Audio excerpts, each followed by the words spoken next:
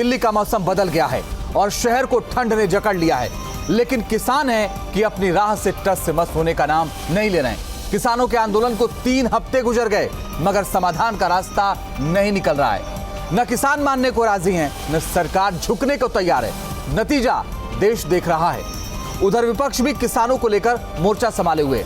दिल्ली में मुख्यमंत्री अरविंद केजरीवाल ने कृषि कानूनों की कॉपी ही फाड़ दी, जबकि सुप्रीम कोर्ट ने भी इस मुद्दे पर केंद्र को कहा है कि हम किसानों की दुर्दशा और उसके कारण सहानुभूति के साथ हैं और केंद्र को इसका हल निकालना होगा।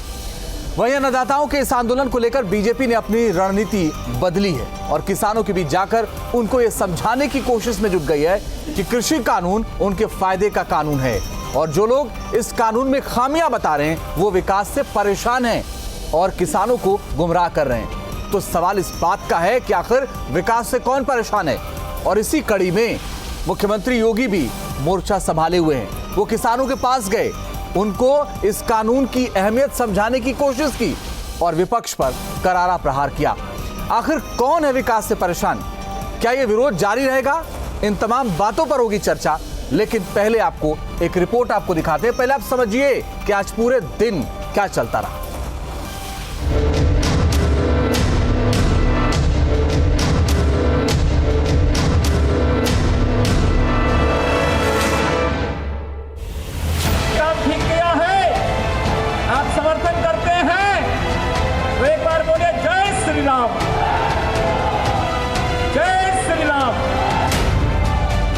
ये सीएम योगी की हुंकार थी जो बरेली में विपक्ष पर गरज रहे थे।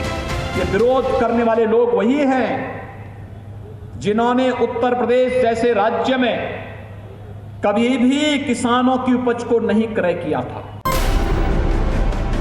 किसान आंदोलन से परेशान सरकार ने आखिरकार किसानों के पास जाने का फैसला किया और इसी कड़ी में बरेली में किसान सम्मेलन के जरिए किसानों के बीच पहुंचे सीएम योगी आदित्यनाथ।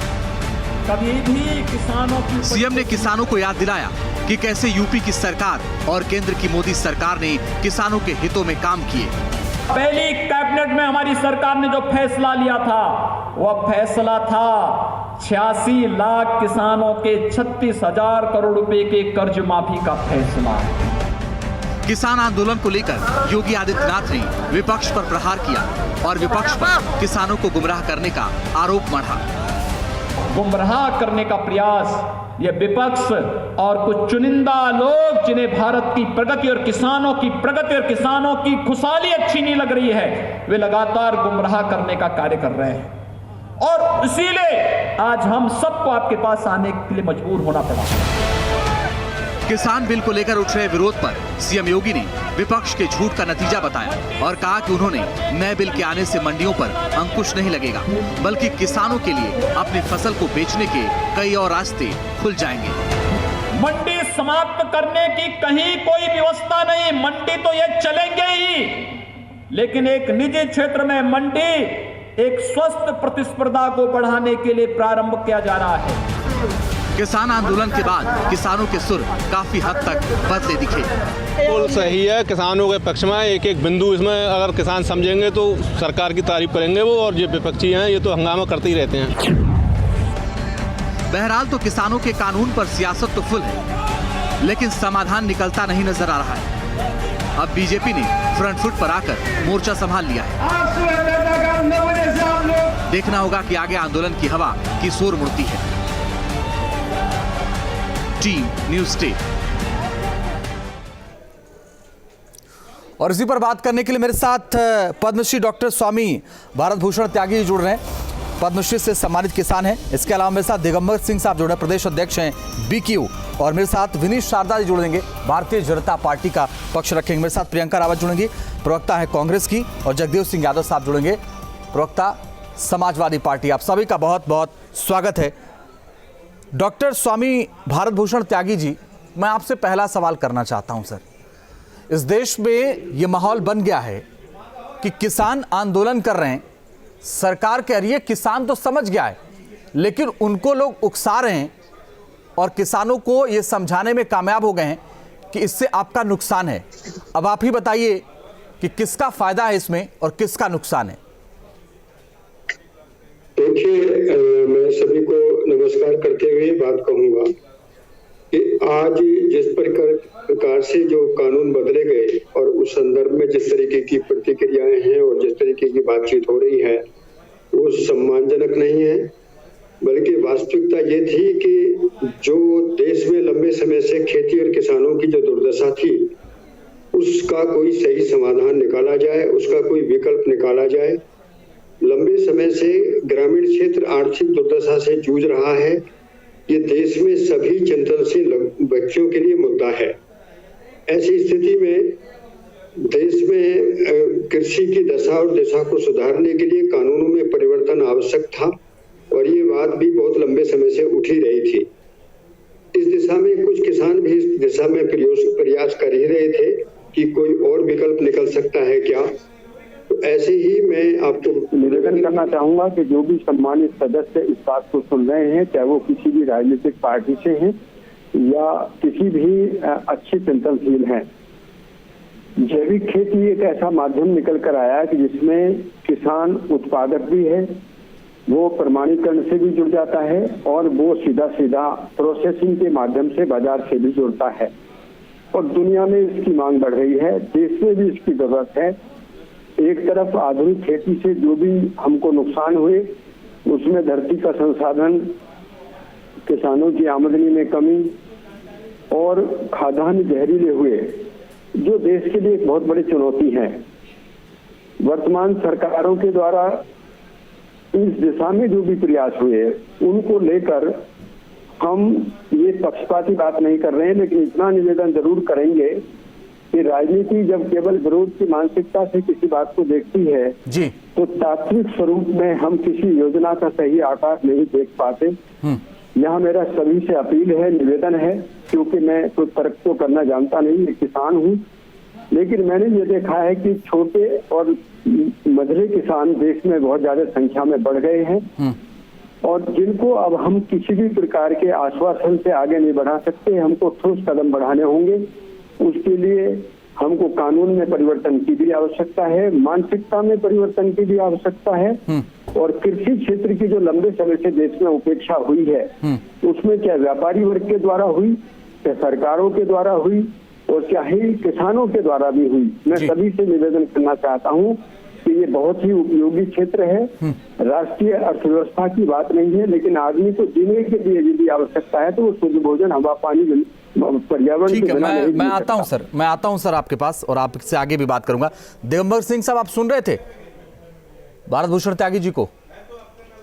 जी बोलिए जी। अगर आप उनको सुन रहे थे, वो कह रहे हैं कि बदलाव तो पक्ष में हुआ है और ये बदलाव जरूरी था। पूरी जी नहीं, देखिए, बदलाव पक्ष में अगर हुआ है तो किसान आंदोलन में क्यों है? दूसरी बात, आज किसान को समझाने के लिए चौपालें लगाई जा रही हैं। माननीय मुख्यमंत्री जी उत्तर प्रदेश किसानों को समझाने के लिए मैदान में आ रहे हैं। भाई, जब बिल लाए गए उससे पहले किसानों से बात कर ली जाती। आज जब ये बिल ले आए और बिल भी अध्यादेश कोरोना काल में ले आए, संसद के अंदर भी बहस नहीं की गई इन पे और उसके बाद आज किसानों को समझाने का प्रयास किया जा रहा है। भाई, किसान तो प्रैक्टिकली देख रहा है, किसान ने अब तक जो झेला है वो देख रहा है, इन बिलों के बाद भी देख रहा है। जिस दिन से ये बिल आए हैं उसी दिन से, पहले दिन से किसान लगातार इनका विरोध कर रहा है। किसान की आवाज़ को दबाने का प्रयास तरह तरह के षड्यंत्र रच के सरकार कर रही है। इन प्रयासों को ना करके सकारात्मक सोच के साथ सरकार को किसान के बारे में सोचना चाहिए और तभी इसका समाधान हो सकता है। विनीत शारदा जी, क्यों छोड़ दिया आपने ठंड में अन्नदाताओं को? क्यों नहीं समाधान निकालते आप? किसान मेरे देश का अन्नदाता है। किसान हमारे देश की रीढ़ की हड्डी है। अकेली भारतीय जनता पार्टी, श्री मोदी जी की सरकार जो किसानों के दर्द, किसानों के मान सम्मान, स्वाभिमान की रक्षा करती आई है। ये कृषि बिल लाए, ये कृषि बिल किसानों के हित करे। ये तो कांग्रेस, वामपंथी और सपा, ये जो कुछ राजनीतिक दल है, ये हमारे किसानों के, हमारा किसान हमारे दिल में बसा हुआ है। हमारे किसानों के कंधे पे बंदूक रखकर निशाना तानने की कोशिश कर रहा है। ये भोला भाला किसान जो मेरे देश को अन्न देता है, जो मेरे देश का मान और सम्मान है, उसको 22 दिन से इन्होंने कांग्रेसियों ने, वामपंथियों ने इनको सड़कों पर लाकर छोड़ा हुआ है। हम तो बात करने के लिए तैयार हैं, बल्कि सामने बिठा के हमने कहा बात कीजिए। हमारे गृह मंत्री, हमारे कृषि मंत्री, हमारे वाणिज्य मंत्री, हमारे प्रधानमंत्री तक कल कुछ कच्छ में बात की है और कल मध्य प्रदेश में बात करने जा रहे हैं। और हमारे गृह मंत्री रोज बात कर रहे हैं, हमारे कृषि मंत्री रोज बात कर रहे हैं। बोलिए। और ये कांग्रेसी वामपंथी, क्योंकि इनकी जमीन, इनकी राजनीति जमीन देखिए, पहले इनको चुप करिए, इनको चुप करिए, एकदम बात सुनिए विनय जी, बात ये मेरे किसानों को बड़गलाने का देखिए, कोई ऊंची आवाज में बोलने से बात सच्ची नहीं हो जाती। यहाँ कांग्रेसी और भाई, यहाँ कांग्रेसी सपाई और बसपाई नहीं बैठे। आप सुनिए, अरे सुनिए तो आप सुनिए, आप चिल्लाइए ना, बात सुनिए। आप आप चिल्ला रहे हो, सुनने के लिए आप बात सुनिए। चिल्लाने से बात सच्ची नहीं हो जाती। बीच में नहीं बोला था। सुनिए आप किसानों के दर्द को समझिए, किसानों की तकलीफ को समझिए। सिर्फ भारतीय जनता पार्टी की सरकार किसानों के दर्द और किसानी की तकलीफ को समझ रही है। हमने कहा हम कल के पास बिछा के आपका आप सुन तो लीजिए विनीत जी उनको। अभी आप बड़े बड़े भाषण और बड़े बड़े दावे कर रहे थे, किसान अन्नदाता है, भाई है, पता नहीं क्या क्या बोल रहे थे। अभी रिपीट करके सुना दूं, आप सुन तो लीजिए पहले जो कह रहे हैं वो जो कह रहे हैं वो तो सुन लीजिए ना पहले। आप ब्लोअर में बैठे होंगे, सॉल ओढ़ के बैठे हैं, वो अन्नदाता खुले मैदान में भारी ठंड में बैठे हैं। सुन लीजिए क्या कह रहे हैं, बोले दिगंबर जी। ये जितनी तेज आवाज में चिल्ला के अपनी बात कहने का प्रयास कर रहे हैं, भाई यहाँ आज किसान सड़कों पे बैठा हुआ है। इनसे आप ये पूछिए, जब ये सत्ता में आए इन्होंने कहा लागत 1.5 गुना मूल्य हम किसान को देंगे, डॉक्टर MS स्वामीनाथन आयोग की रिपोर्ट लागू करेंगे। इन्होंने कहा कि किसान को गन्ने का भुगतान 14 दिन में कराएंगे।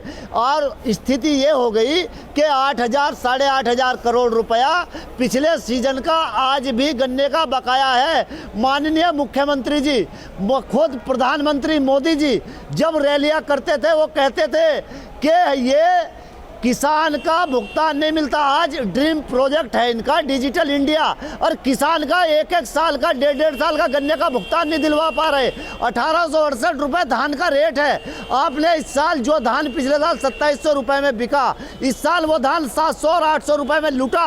आप केवल चिल्ला के बात कह रहे हैं कि कांग्रेसी बैठे हैं, सपाई बैठे हैं। अरे कांग्रेसी और सपाई नहीं बैठे, हम किसान बैठे हैं। बिजनौर जनपद का मैं रहने वाला हूं और किसान हूं प्योरली। आप पता करिए पहले, कुंडली खंगालिए कौन लोग बैठे हैं यहाँ। आप केवल एसीओ में बैठ के, चमकीली गाड़ियों में बैठ के राजनीति करने का काम कर रहे हो। ये किसान के ऊपर जो वाटर कैनन चलवा के, सड़कें खुदवा के आपने रुकवाने का काम किया ना किसान को, उसी से ये किसान भड़का है। आप गलत दिशा में ले जाना चाहते हो। आज भी आज भी ये शर्म आपको नहीं आ रही कि किसान से बात करने के बजाय उस अन्नदाता पे आप आरोप लगाने का काम कर रहे हो। अरे शर्म करो, कहीं शर्म बची आपके। आप और हम नहीं, हम प्यार से समझा रहे हैं, हम प्यार से कह रहे हैं कि भाई बात करो, किसान की समस्याएं सुनो। आप चिल्ला के, धमका के, कांग्रेसी बता के, खालिस्तानी और पाकिस्तानी बता के, या फौज के लोग हैं जो फौज से रिटायर्ड हैं, जिनके बेटे सेनाओं में जवान है, सीमाओं पर रक्षा कर रहे हैं, आप खालिस्तानी और पाकिस्तानी बताएंगे? बोले जवाब दीजिए बात का। बोली विनीत जी, बोली। अंजीत जी, पहले तो मैं ये कहता हूँ किसानों का मान सम्मान हम करते आए, आगे भी करेंगे। नंबर 1 बात, कल हमारी केंद्र की सरकार ने 35 करोड़ रुपया हमने गन्ना मिल मालिकों को दिया कि किसानों का पैसा पहुंच सके। हमने सपा की सरकार की बहुत बड़ी मालिकों को दिया या किसानों को दिया? आप करेक्शन करिए अपनी बात में, सुधार करिए इस बात में। आपने गन्ना मिल मालिकों को दिया है या किसान को दिया है? पूरी तरह बंद कर चुकी थी। आप व्यापारियों को देते हैं या किसान को? चिल्लाइए ना, बात का जवाब दो। गन्ने का बकाया पैसा, बात का जवाब दो, बात का जवाब। समाजवादी पार्टी के टाइम का चिल्लाने से बात सच्ची नहीं होती। गन्ने की बात नहीं, गन्ने की बात 35 करोड़ रुपया हमारी सरकार ने दिया है। और मेरा किसान भूखा नहीं सोने, हम किसान का भूखा नहीं सोने देंगे। नंबर 1 बात। नंबर 2 बात, मेरे भाई किसान भाई, आपकी तकलीफ ये अकेले की नहीं है। ओके ठीक है विनीत जी, एक मिनट। विनीत जी, जगदेव सिंह यादव साहब और विनीत शारदा और जगदेव सिंह यादव साहब। जगदेव सिंह यादव साहब, मुझे एक बात बताइए, विनीत शारदा के मुताबिक तो सारा दोष समाजवादी पार्टी का ही है। समाजवादी पार्टी आंदोलन चलवा रही है, समाजवादी पार्टी ही ड्रामे करवा रही है, सब कुछ समाजवादी पार्टी करवा रही है। बोलिए जगदेव सिंह यादव साहब और विनीत शारदा, बोलिए। देखिए सबसे पहले भारतीय जनता पार्टी और जनसंघ से लेके पूंजीपतियों की सब पार्टी रही, सारा देश जानता है। और किसानों की चिंता, किसानों के बारे में कभी सोच भी नहीं सकते। ये तो पूंजीपतियों को फायदा पहुंचाने के लिए बिल बनाया है। इनको जब बिल लाए थे तो विपक्ष को विश्वास में लेना चाहिए, किसानों को विश्वास में लेना चाहिए। ये भूल गए हैं कि हम चौधरी चरण सिंह के फॉलोअर हैं, जो किसानों के मसीहा रहे हैं और किसानों को जगाने काम कर किसी ने किया है तो चौधरी चरण सिंह किया है। माननीय मुलायम सिंह ने जब कार्यकाल में हमने मंडी खत्म किया, हमने रेवेन्यू माफ की, हमने सिंचाई माफ की और किसानों के आय बढ़ाने का काम किया। आज भारतीय जनता पार्टी के लोग जो ये दोहरी नहीं चल रहे हैं, डिवाइड एंड रूल, किसानों को भी बांटने का काम कर रहे हैं, एक अलग से संगठन खड़ा कर दिया। ये विभीषण का काम करा रहे हैं, ये जयचंद काम कराने वाले लोग हैं। भारतीय जनता पार्टी के लोग ये सोच ले किसानों को उत्पीड़न नहीं कर सकते। और किसान देश का अन्नदाता है और 70% लोग किसान है देश में रहते हैं। पूंजीपतियों के पोषक लोग किसानों की इतनी बात नहीं कर रहे हैं। ये सर्दी के महीनों में जब इन्होंने उन पे बौछार की, उनके रास्ते खो दिए और आज नई रणनीति तय कर रहे हैं। योगी क्या जाने किसान क्या होता है, मोदी जाने किसान क्या होता है। इनके मन में किसानों के लिए दर्द नहीं है। हम किसान के बेटे हैं, समाजवादी पार्टी के लोग किसान के बेटे हैं। सवाल इस बात का है ना सर कि कहने को तो सब लोग ये कह रहे हैं कि हम किसान के बेटे हैं, हम किसानी करते हैं, लेकिन कोई किसानों का दर्द तो समझे। प्रियंका जी, मुझे एक बात बताइए, विकास से कौन परेशान है? किसानों का और हम खुद किसान हैं। भारतीय जनता पार्टी अकेली पार्टी, प्रियंका जी बोलिए। किसानों के विकास तो कहीं दिखा नहीं, और रही बात विकास तो कहीं इनका दिखा ही नहीं। आज तक हम ढूंढते ही रह गए कि कहीं कोई विकास नाम की कोई जो है इन्होंने कुछ काम किया होगा। आप ये बताइए, जो किसानों की समस्या है, इससे ये मुंह मोड़कर ये सिर्फ ये जाहिर कर रहे हैं कि करना है। हम कह रहे हैं अगर विपक्ष का है तो फिर आप बात ही क्यों करें? 6 बार की आप वार्ता कर चुके हैं, जब कोई रिजल्ट नहीं निकल रहा तो आप उसको विपक्ष का धरना बता रहे हैं। आपको शर्म आनी चाहिए कि आप किसान की बात न समझ रहे हैं, सिर्फ अपने मन की बात रेडियो पे करके चले जा रहे हैं। जनता ने क्या आपको इसलिए चुना था? इस देश का किसान जो आज सड़कों पर बैठा हुआ है, ठंड का महीना है, 13 से ज्यादा लोगों की मृत्यु हो गई है वहां पे किसानों की, और आपके कान में जूं नहीं रेंग रहा है और आप बात कर रहे हैं आप किसान के साथ खड़े हुए हैं। कैसे किसान के साथ खड़े हुए हैं? आप सिर्फ उद्योगपतियों के साथ खड़े हुए हैं, जिसका साफ आप दिखा रहे हैं कि आप समझाने की कोशिश किसको कर रहे हैं। किसान तो वहां दिल्ली बॉर्डर पे बैठा हुआ है, आप समझा किसको रहे हैं? आप किसको ये जो है प्रेस कॉन्फ्रेंस कर करके बता रहे हैं? मुझे तो ये समझ नहीं आ रहा। अरे जिसको बताना है उससे आप वार्ता कर रहे हैं, जिसकी समझ में नहीं आ रहा है। वास्तविकता ये है कि ना इन्हें किसान से कोई वार्ता करनी है, ना किसान की कोई समस्या सुननी है। इस देश के आम व्यक्ति की समस्या, आम जनमानस की समस्या बीजेपी पार्टी की समस्या नहीं है। उनकी समस्या सिर्फ इतनी है कि उनके उद्योगपति किस तरह से काम करें और किस तरह से इस देश में सबसे ज्यादा इनकम हो, और तो उद्योगपति की हो, और इससे उन्हें और किसी बात से लेना देना नहीं है। चलिए मैं आता हूं आपके पास। भारत भूषण त्यागी जी, आपने ओके विनीत शारदा जी, एक मिनट सर बैठे हैं, वो इतना बता दें कि क्या वो किसानों को समझाने के लिए कौन सा तरीका अपनाएंगे। पिछले 22 दिनों से किसान सड़क पर बैठा हुआ है इस ठंड के महीने में। हम और आप यहाँ स्वेटर कोट जैकेट पहन के बैठे हुए हैं और वो सड़क पर खुले हुए बैठे हुए हैं, और 13 से ज्यादा लोगों की मृत्यु हो चुकी है। इसका जवाब कौन देगा? इस देश की सरकार को जवाब देना होगा। भारत भूषण त्यागी जी, मैं एक सवाल आपसे समझना चाहता हूं। आपने दिगंबर जी को सुना, सरकार एक मुहिम में लगी है कि हम किसानों को बताएं कि ये बिल आपके लिए अच्छा है। विपक्ष जाहिर तौर पर अपनी राजनीति कर रहा है, वो करेगा भी क्योंकि विपक्ष में है। बात कहां फंस रही है?